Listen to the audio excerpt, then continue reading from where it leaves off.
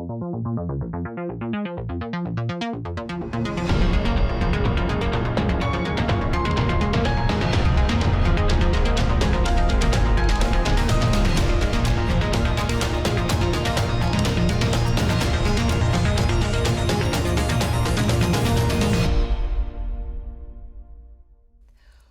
à tous et bonne année sur Immédiat.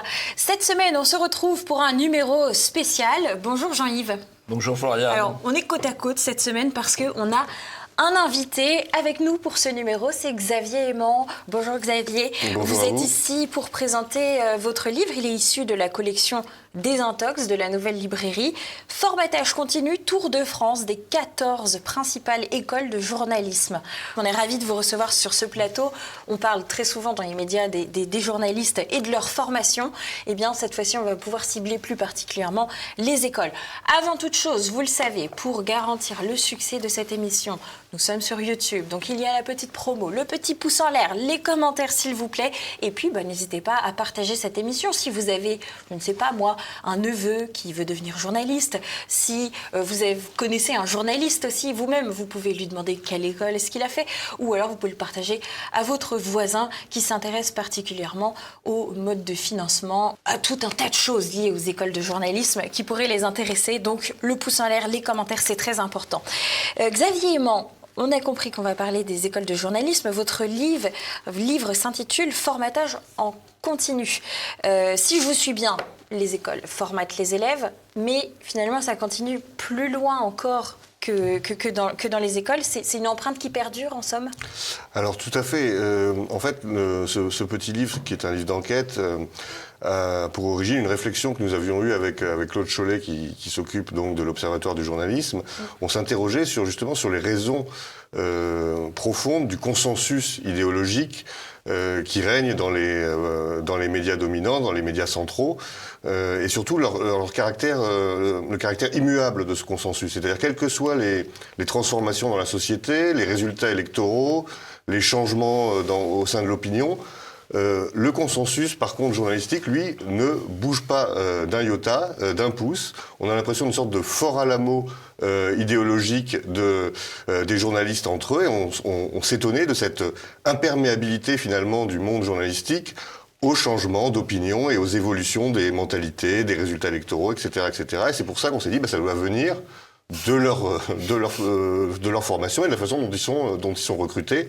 Donc on s'est penché sur ces écoles en choisissant les 14 qui sont reconnues par la profession, donc celles qui sont censées être les plus sérieuses, les plus réputées, et celles qui fournissent le gros des troupes des médias les plus importants, en tout cas en termes de puissance de frappe idéologique.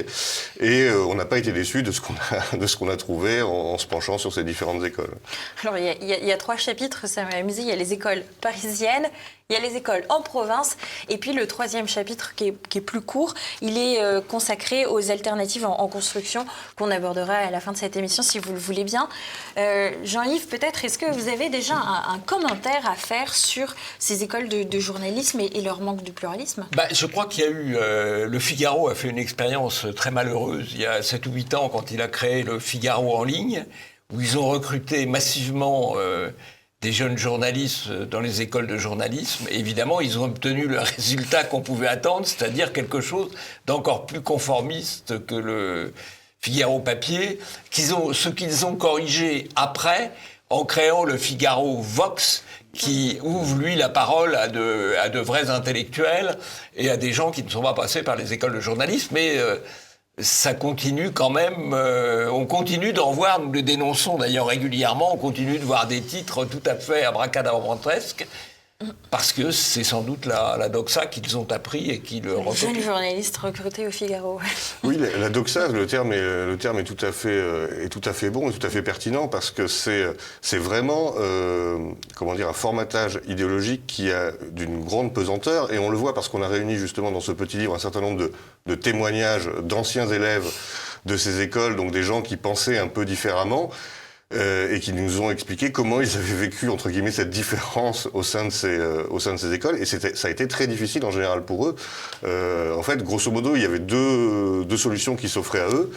soit c'était insupportable et ils ont quitté la formation avant terme, soit ils ont dû faire profil bas, accepter les règles du jeu et finalement dire et écrire contre ce qu'ils pensaient profondément. Sinon, ils étaient mis à l'écart, voire exclus, et en tout cas, ils voyaient toutes les portes et les opportunités professionnelles futures se fermer à eux. Il y a vraiment des exemples qui sont à la fois amusants, mais aussi qui peuvent paraître un peu terrifiants, d'élèves qui ont été dénoncés par leurs propres camarades pour des propos politiquement incorrects tenus, mais en dehors des cours, à la cafétéria ou dans les couloirs. Il y a des élèves qui ont été convoqués par la direction de leur établissement parce qu'ils avaient l'intention de faire des stages dans des médias qui n'étaient pas considérés comme faisant partie de l'arc républicain, si je puis dire. Et ça va très loin, parce que on a eu un témoignage d'une jeune femme qui a expliqué avoir été convoquée de cette façon parce qu'elle avait l'intention de faire son stage à Famille Chrétienne. Famille chrétienne qui n'est pas vraiment un brûlot d'extrême droite. Mais c'était déjà... C'est l'extension du domaine de la diabolisation. C'est exactement ça. C'est-à-dire que même Famille chrétienne apparaissait comme comme c'était catholique, revendiqué, comme quelque chose qui n'entrait pas dans justement cette doxa bien pensante imposée par ces écoles. Mais ce qui est intéressant dans ce manque de pluralisme que vous décrivez, c'est que finalement, il y a une pression plus importante des élèves, parfois même que de la part des professeurs sur ces petits camarades qui sortent du droit chemin, n'est-ce pas, comme vous étiez en train de le souligner.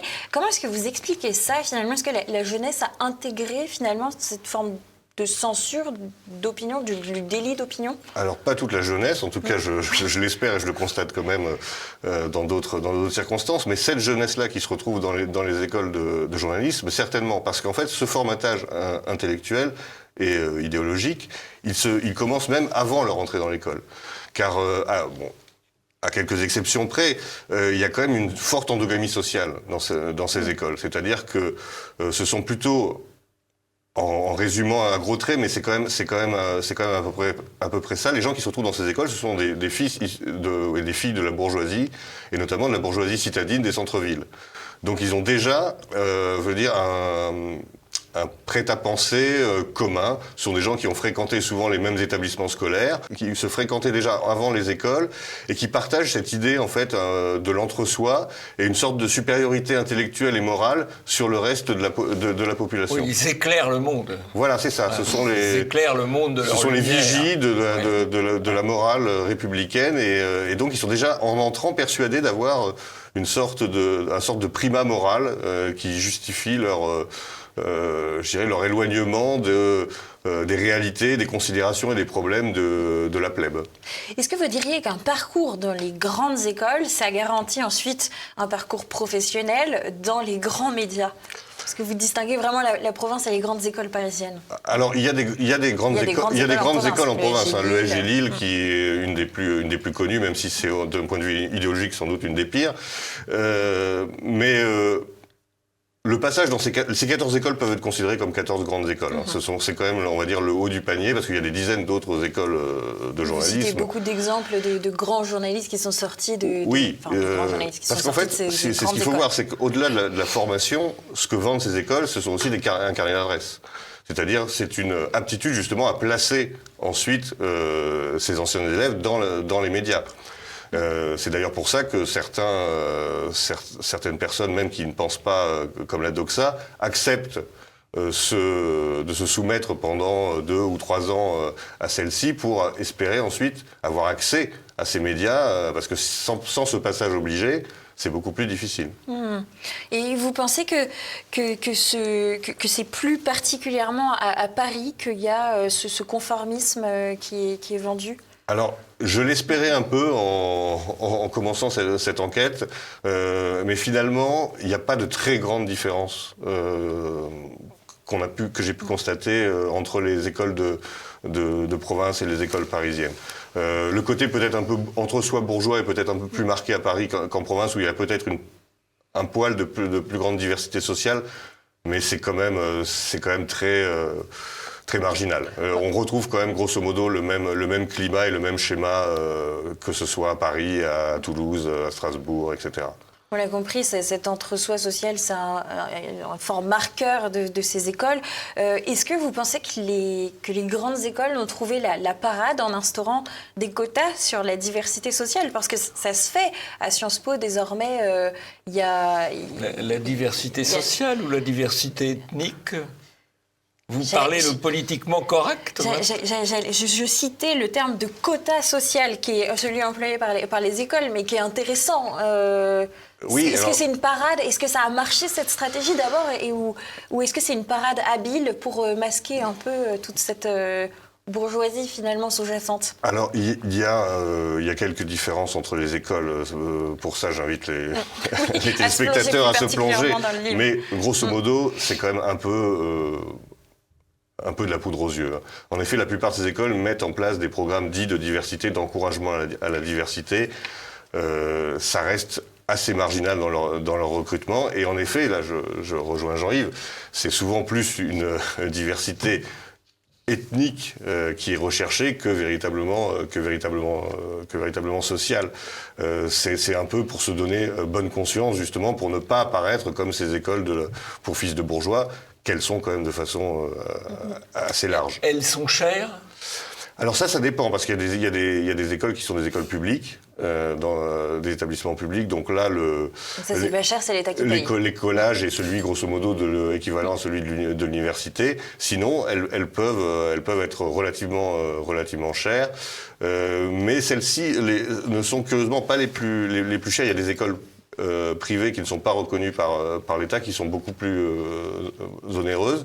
Mais en effet, c'est aussi un critère, même si également elle propose souvent des bourses pour justement essayer d'encourager cette diversité. Mais de ce qu'on a pu constater, en tout cas aujourd'hui, c'est pas encore le cas de façon très très large. Vous dites même qu'il y a des systèmes mis en place qui permettent de contourner les bourses, et que finalement elles ne reviennent pas à des étudiants qui sont particulièrement dans le besoin, mais elles reviennent à des étudiants qui souhaitaient particulièrement rentrer dans cette école. Oui, alors après c'est des petits arrangements parfois avec les réglementations pour faire rentrer telle ou telle personne. Mais en fait, ce qu'il faut voir, c'est que cette diversité, elle ne fonctionne pas non plus parce que justement, comme on l'a vu d'ailleurs dans d'autres grandes écoles qui ont essayé de faire rentrer des gens de ZEP, etc., il y a un problème de confrontation sociale qui se passe. Et en fait, les gens n'ont pas les mêmes codes. Et les gens qui viennent par ces filières-là se sentent rapidement exclus et pas du tout à l'aise au milieu de ces gens qui sont d'un autre monde qu'eux. Et en fait, on s'aperçoit souvent que ça se mélange pas du tout. C'est-à-dire que même quand il y a quelques élèves qui viennent d'autres horizons, ils ne sont pas intégrés parce qu'ils n'ont pas les codes, ils ne font pas partie de cette caste sociale particulière. Même avec des élèves qui sont majoritairement de gauche, voire même d'extrême gauche majoritairement aujourd'hui. Oui, mais alors ça c'est assez classique, hein. C'est le fameux « faites ce que je dis, faites pas ce que je fais ». En général, je pense qu'il y a beaucoup de gens de droite et notamment des électeurs du RN qui fréquentent beaucoup plus de diversité que les classiques de la gauche et de l'extrême gauche. Vous dites qu'il y a un entrisme assez fort justement de cette extrême gauche aujourd'hui dans les écoles, et que c'est peut-être eux qui ont le plus le droit de citer, en tout cas dans cette emprise qui a lieu. Alors, de l'entrisme, je ne sais pas si c'est le bon terme, parce que c'est fait de façon tout à fait officielle et affichée. Hein. C'est-à-dire que c'est plus dans la façon dont les établissements choisissent, par exemple, leurs intervenants. Donc qui sont en effet issus de médias qui vont, on va dire, du centre gauche à l'extrême gauche. Vous allez avoir beaucoup de représentations de Mediapart, de Street Press. Street Press qui est quand même un organe de délation policière et un organe militant et extrêmement virulent, mais qui est présenté comme un exemple aux jeunes journalistes de certaines de ces écoles. Par contre, vous pouvez chercher longtemps un journaliste de Valeurs Actuelles ou du JDD qui serait professeur ou intervenant dans ces fameuses écoles. C'est ça qu'on peut leur reprocher, c'est-à-dire que c'est pas d'inviter éventuellement des gens de Mediapart, parce que par exemple Mediapart est un vrai exemple de réussite journalistique, mais c'est d'exclure les autres. Voilà, c'est toujours ça le problème. Et alors ça crée quand même un ensemble économique finalement, parce que le journaliste de Mediapart, il va avoir son traitement, son salaire, puis il va avoir les ménages qu'il fait dans les écoles de journalisme. Ah bien sûr, ça participe alors que le aussi journaliste de Valeurs Actuelles, il va être peut-être un peu moins bien traité, quoi. Oui, bien sûr, ça fonctionne relativement en vase clos, c'est-à-dire que comme vous le dites, le journaliste va pouvoir gagner quelques sous en faisant des masterclass, comme on dit. C'est quand même plus chic que ménage. Voilà. C'est quand même plus chic que ménage. Ça passe mieux en société. Oh là là là là, oui. En échange, il prendra dans son média des stagiaires, il offrira des stages, etc. Éventuellement des postes par la suite. Donc tout ça crée un univers un peu de copinage. Copinage, réseautage. Réseautage, voilà. Quels sont les éléments alors vous dites malgré tout que ces écoles, parce que depuis le début on vient de les cibler particulièrement sur leur uniformité politique et de ce qu'on transmet aux élèves, mais vous dites aussi qu'elles transmettent un bon socle commun malgré tout pour faire des bons JRI. Les JRI, c'est des journalistes reporters images. Donc il n'y a que du mauvais ou il y a vraiment à boire et à manger? Il y a jamais que du mauvais, il y a rarement que du mauvais, ça peut arriver. Mais là, en tout cas, il est sûr que la partie technique de l'enseignement est plutôt bien faite. C'est-à-dire qu'en effet, pour apprendre à faire un journal, un montage, même sur les structures narratives pour des articles, tout ça, techniquement, je pense que c'est un vrai apport, et ça existe, et c'est d'ailleurs, à mon sens, le seul intérêt de ces écoles. Parce que le reste, c'est en effet du bourrage de crâne et du formatage, et d'apprendre aux gens comment devenir le plus politiquement correct, mais on ne peut pas leur reprocher cet aspect-là, c'est sûr. Et c'est ce que recherchent, je pense, les gens quand ils vont dans ces écoles, même en sachant qu'ils vont subir les fourches codines de la bien-pensance, c'est d'apprendre quand même techniquement, pratiquement leur métier. Le métier, oui. Voilà. Pourtant, dans chacune de ces grandes écoles, sur les fiches d'inscription que vous êtes allés consulter et que vous citez régulièrement tout au long de l'ouvrage, vous dites qu'on leur apprend à avoir une information impartiale, à distribuer une information impartiale, objective. Finalement, c'est quoi ce qu'on devrait leur apprendre à ces étudiants journalistes? Quels sont les impondérables de la formation d'un bon journaliste? Ce serait déjà l'objectivité. La recherche la recherche en tout cas tendre à la vérité et à l'honnêteté. L'impartialité, on sait bien que ça n'existe pas, donc ça c'est pas la peine de rêver d'avoir des journalistes impartiaux, puisque chacun nous sommes porteurs de notre vision du monde, mais l'honnêteté, la recherche des faits, de ne pas travestir les faits au nom justement de ces présupposés idéologiques, ça devrait être la base. Et l'autre base, ça devrait être la curiosité intellectuelle, et ça devrait être le fait de questionner les pouvoirs, parce que normalement les pouvoirs. Le rôle des médias, c'est aussi ça, c'est d'être un contre-pouvoir et pas d'être la chambre d'enregistrement et d'écho de tous les pouvoirs. Et la schlag du pouvoir. Et la schlag, en plus du pouvoir, ce qu'ils sont très largement actuellement. Et c'est ça qui manque, parce que qu'ils soient de gauche, c'est une chose, hein, on dirait c'est leur choix, mais qu'ils manquent totalement de recul par rapport à leur idéologie.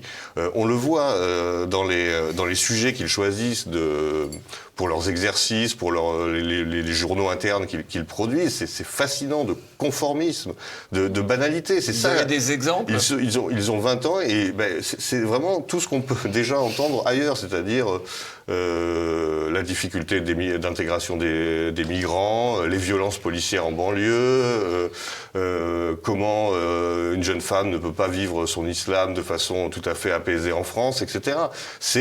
C'est que ça, quoi, quasiment. C'est assez fascinant de se dire que dès leur entrée, ils sont déjà totalement calibrés pour, en effet, tenir une rubrique de surveillance à Libération, quoi. Jean-Yves, vous avez un grand principe que vous réexpliquez régulièrement sur les médias, mais peut-être que au début de 2025, avec des explications à nouveau, vous dites qu'il y a plusieurs sortes de désinformation journalistique. Est-ce que vous pouvez nous les rappeler ? La meilleure désinformation, c'est l'occultation. La deuxième meilleure des informations, c'est l'amplification de petits faits. C'est la pondération, en fait. Alors, on peut d'ailleurs faire cette désinformation-là sans falsifier les faits. Oui, ça dépend de l'importance que l'on donne à tel ou tel... Ça dépend le simple fait, la simple pondération est importante. Mais je pense qu'il y a aussi de la falsification. Il y a de la falsification et il y a du détournement. Il y a les fameux changements de prénom. Qui sont ça c'est de la falsification, couramment pratiqués par les journaux et notamment par Le Parisien qui est grand spécialiste de ça, c'est-à-dire qu'en fait en changeant le prénom, mais un prénom on va dire afro-maghrébin par exemple par un prénom typiquement français, là il y a plus, on ne masque pas, on ne protège pas juste l'anonymat. On change la vision du fait et on est induit en erreur sur la nature exacte de ce qui s'est passé. Ça, c'est vraiment de la falsification. Pure et simple. Ce genre de pratique devrait être strictement interdite. De la même façon, si c'est Jean-Édouard, il faut dire que c'est Jean-Édouard. Voilà. C'est journalisme responsable. Si c'est Jean-Édouard, on va dire que c'est Jean-Édouard. En général, ça, il n'y a pas de problème. Mais je veux dire, c'est du journalisme responsable, Xavier Aimant. Et c'est ça qui est terrible. Et on a eu des échos de ce genre, alors là, c'est pas vrai dans les écoles, mais dans des gens qui ont justement fait des stages, etc., de conférences de rédaction, où l'interrogation sur le traitement de tel ou tel fait n'est pas est-ce que c'est important, est-ce qu'il faut en parler en première page ou en deuxième, etc. C'est-à-dire, est-ce que ça fait le jeu ou non de l'extrême droite. Oui.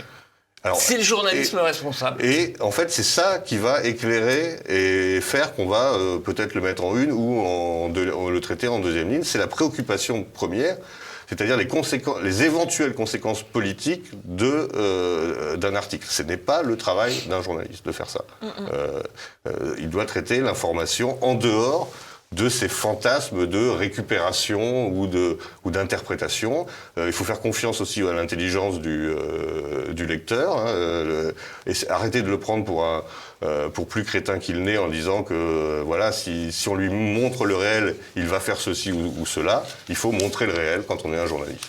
Heureusement, il y a des forces alternatives aujourd'hui qui s'élèvent et qui s'érigent contre ce genre de pratiques. Et je le disais en début de cet entretien, votre 3e chapitre est consacré aux alternatives en construction et vous mentionnez l'Institut libre de journalisme, par exemple. Oui, alors malheureusement, ce chapitre des alternatives, il est beaucoup plus court. Il est plus court, hein, il est clairement beaucoup plus court. Que celui que le reste du livre, mais on espère que ces alternatives vont se développer de plus en plus. Pour l'instant, on en a en effet mis en avant une seule, c'est l'ILDJ, qui en effet offre une alternative à ce formatage avec une vision, on va dire, un peu plus conservatrice, libérale conservatrice, on pourrait dire, même si pour moi c'est un peu un oxymore cette expression, mais c'est au moins une première petite incise dans ce monopole, parce que pour l'instant c'est un monopole absolu de la gauche, on va dire libérale libertaire, sur la formation des journalistes. Et sinon c'est les stages dans les médias alternatifs. En fait, et sinon c'est les stages dans les médias alternatifs, mais il faut pouvoir les imposer à sa formation, parce que je pense que si vous êtes dans une de ces écoles et que vous annoncez que vous faites un stage à TV Liberté, ça risque de passer. Vous pouvez aussi devenir journaliste en commençant par un stage à TV Liberté, ou à Boulevard Voltaire, ou à Valeurs Actuelles. Vous êtes bien placé. Je suis bien placé pour le savoir. Je pense qu'il y a une vie en dehors des écoles de journalisme.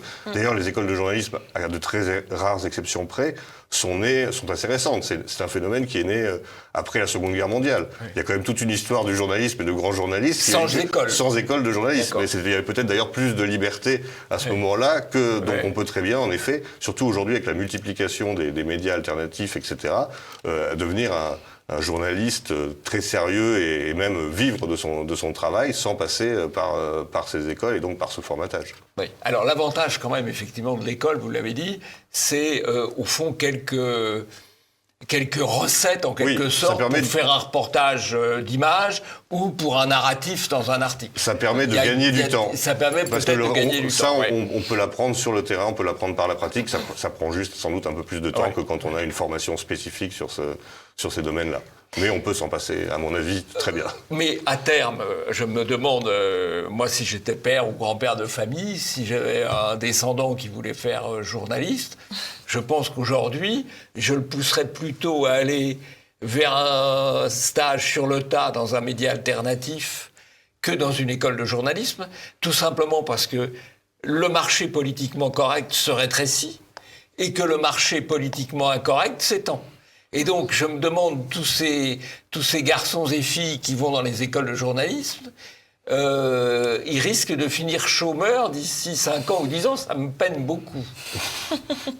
Mais c'est sûr qu'il y a une évolution récente qui permet d'avoir quand même quelques espérances avec à la fois la multiplication des médias vraiment alternatifs comme TV Liberté ou d'autres, et aussi, on va dire, la multiplication des organes un peu plus conservateurs, CNews, etc., qui offrent des perspectives professionnelles à des gens qui ne sont pas totalement politiquement corrects. Même si le risque, c'est de remplacer un politiquement correct par un autre. Mais ça fait du pluralisme. Mais ça fait au moins du pluralisme, ce qui est déjà une première étape tout à fait intéressante. Je pense d'ailleurs qu'il y a peut-être une filière de carrière.